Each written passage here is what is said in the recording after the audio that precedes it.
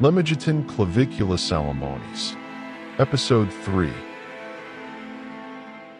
Hello, seekers of ancient secrets.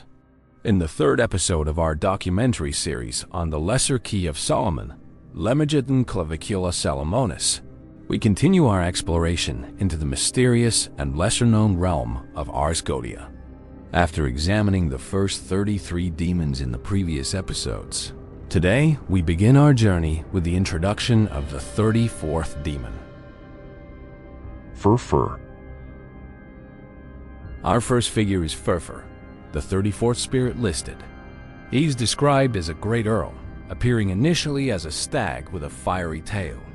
Only when compelled into a magical triangle will he assume the form of an angel.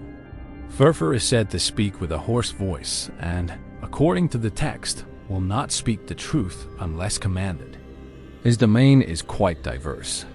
He's believed to cause love between a man and a woman, create storms, tempests, thunder, and lightning, and can answer questions about secret and divine things.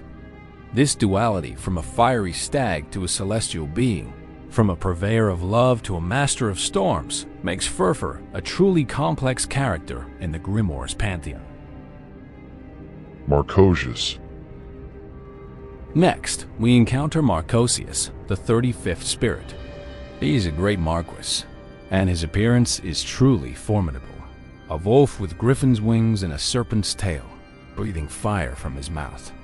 Like Furfur, he can be commanded to take human form.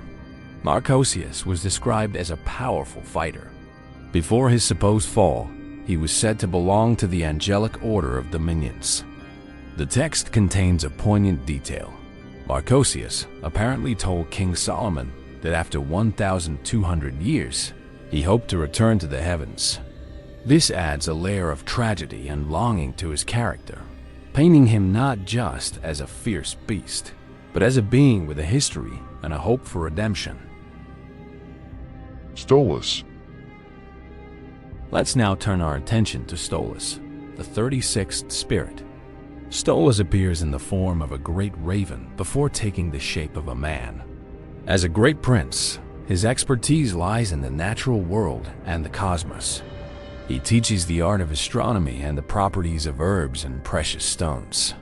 Stolas is essentially the scholar of the group, a keeper of earthly and celestial knowledge. For those interested in ancient understandings of botany and geology, Stolas represents the personification of that wisdom, a guide to the secrets hidden within the earth and the stars above. Phenex. Following Stolas is Phenex, the 37th spirit. He is a great Marquis who appears as a phoenix, the mythical bird of fire and rebirth, and sings with a child's voice. A key instruction is not to heed his beautiful melody at first, but to command him into human shape. Phenex is a master of the arts and sciences. He is described as an excellent poet and is willing to perform any request. Similar to Marchosias, Phenex also holds a hope of returning to his former celestial glory after 1,200 years.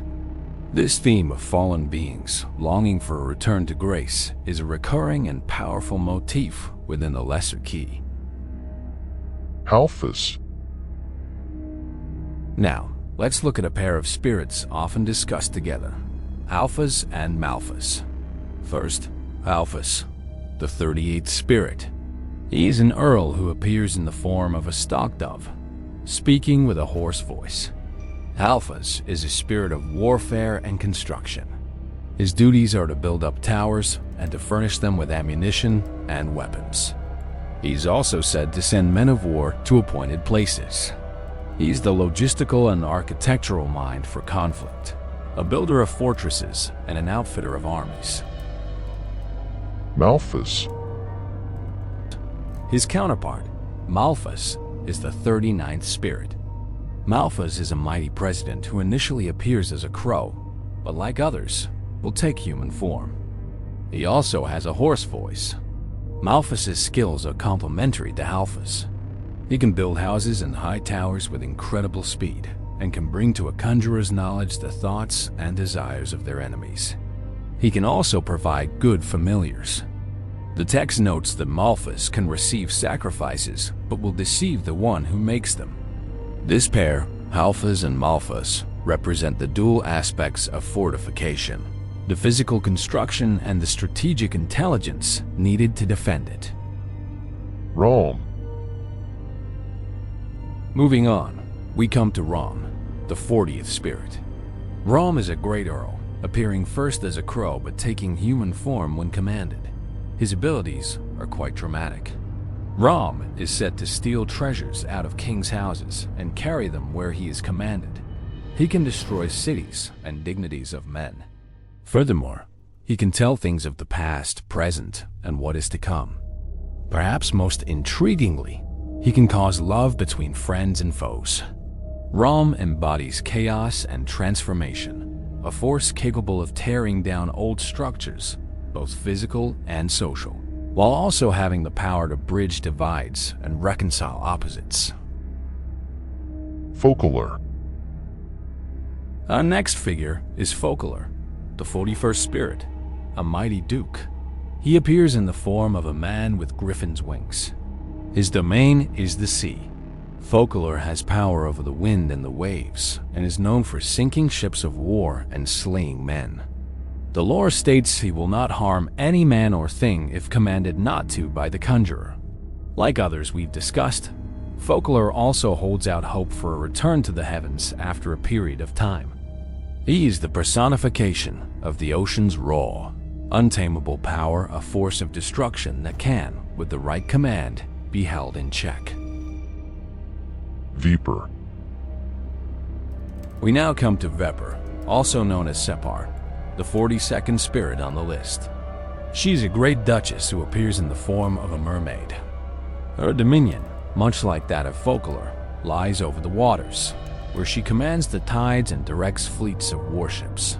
However, Vepar's power bears a darker and more horrifying aspect. At the request of a sorcerer, she can stir the seas into violent storms and make them appear filled with ships. She can also cause the wounds and injuries of humans to fester within 3 days, until worms are born within them and death follows.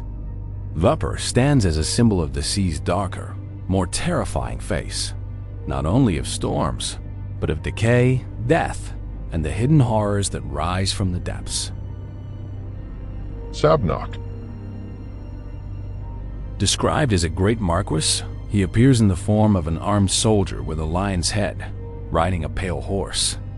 Sabnock's domain is construction. He's said to build high towers, castles, and cities, and can also afflict people with ailments. He commands 50 legions of spirits. His image as a builder soldier is a powerful metaphor for both creation and conflict, the two sides of establishing any great structure. Shax. Next, we have Shax, another great marquis who appears as a stork with a hoarse but subtle voice. At first glance, he seems deceptive. The grimoire says he takes away the sight, hearing, and understanding of any person at the conjurer's request and steals from the houses of kings. However, he's also said to be able to discover all hidden things and will bring good familiars. The duality of Shax, the stork who can both obscure and reveal, is a classic theme in these old texts. Vine. Then there's Vine, who's both a king and an earl. His appearance is striking, a lion riding a black horse and holding a viper in his hand. Vine is a discoverer of hidden things, witches, wizards, and the secrets of the past, present, and future.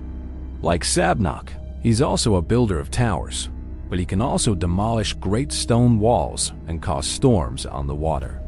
A lion with a viper, a king who builds and destroys. This imagery speaks volumes about the raw power of nature and knowledge. Bifrons. Let's move on to Bifrons. He's an earl who appears as a monster, but can change into the form of a man. His specialties are quite scholarly. He teaches the virtues of stones and herbs, and has knowledge of astrology and geometry. But here's the twist.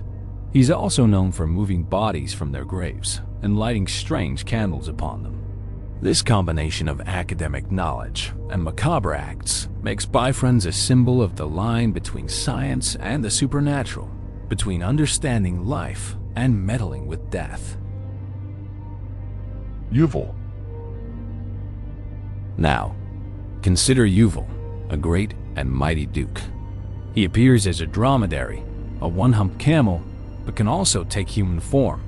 Uvall's primary role is to procure the love of women and to tell of things past, present, and to come.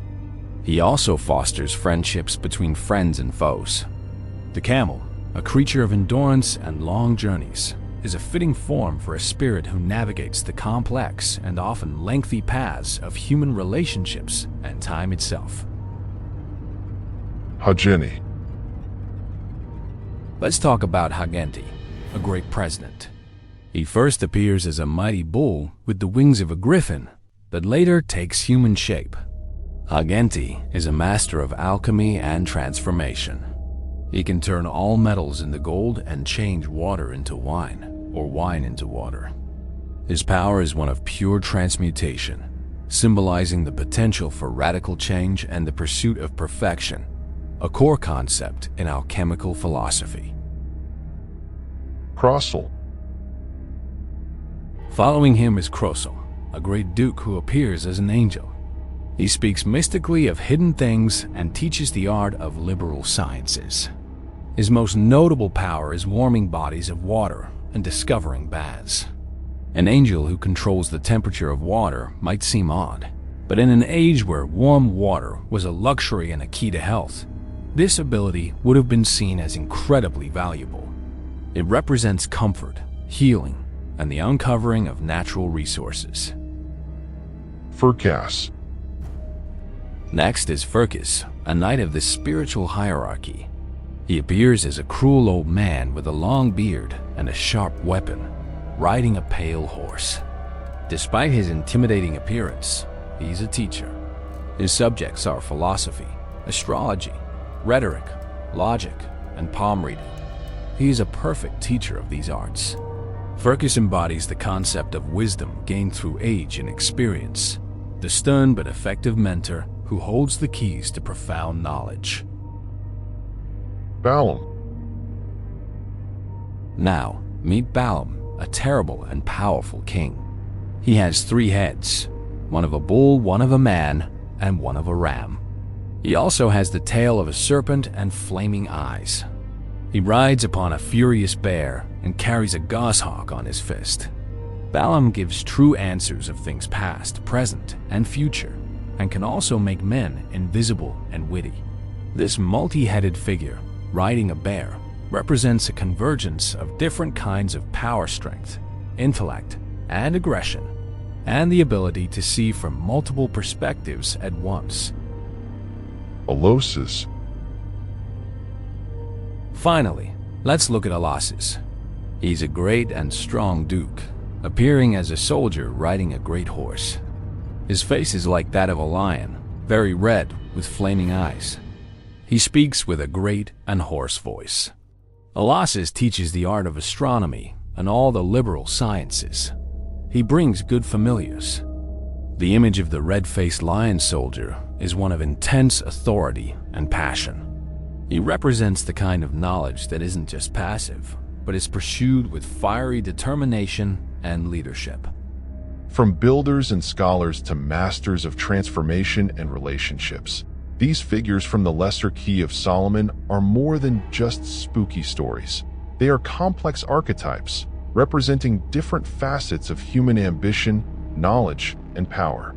They reflect the fears, hopes, and intellectual curiosities of the time they were written in, and continue to capture our imagination today. What do you think? Which of these figures did you find most interesting? Let me know in the comments below. And if you enjoyed this journey into the world of ancient texts, please give this video a thumbs up and subscribe for more deep dives into history's most mysterious books. Thanks for watching, and I'll see you in the next one.